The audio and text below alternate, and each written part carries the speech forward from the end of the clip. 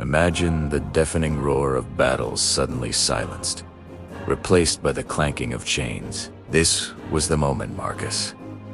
A once proud warrior became just another piece of property. Dragged to a bustling Roman market, he stood on a block, a chalked sign around his neck detailing his origin and skills. The auctioneer's voice boomed, sealing his fate with the fall of a hammer. He was now a slave, a service. His life no longer his own. His first years were a blur of back-breaking labor under the scorching Mediterranean sun, alongside thousands of others.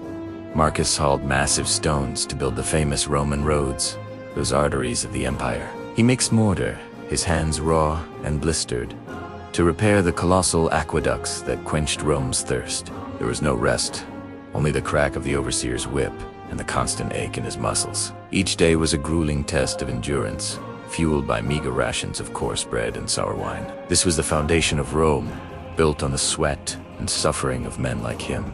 Life wasn't the same for every slave. Marcus heard whispers of the mines, a true death sentence where life expectancy was measured in months, not years. The darkness, the dust, the constant danger of collapse was a hell on earth. In stark contrast, some of his former comrades, those who were educated or had special skills, found themselves in wealthy villas while still enslaved.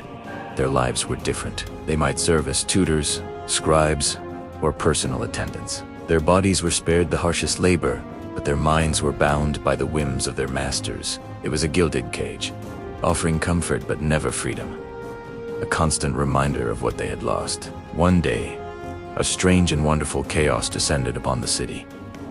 It was Saturnalia, the festival of the god Saturn. For a brief, intoxicating week, the world turned upside down.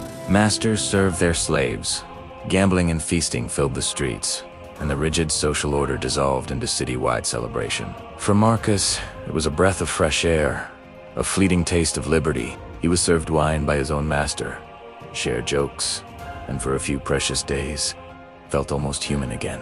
But like a dream, it ended, and the cold reality of servitude returned as the festival fires died out.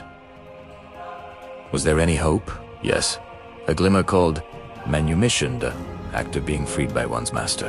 It was the ultimate dream for every slave. It could be granted for loyal service, purchased with saved money, or bestowed in a master's will. Marcus saw it happen, a rare but brilliant spark.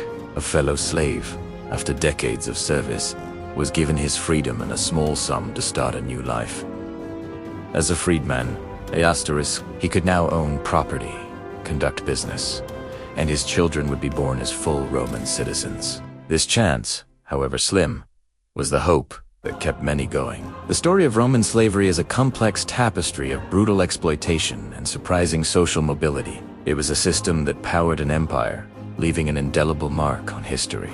The roads, the buildings, the very culture of Rome, all carry the silent echo of millions of lives like Marcus's lives, spent in bondage, forever dreaming of freedom. Thanks for watching. If you found this journey into the past insightful, don't forget to like and subscribe for more stories from history.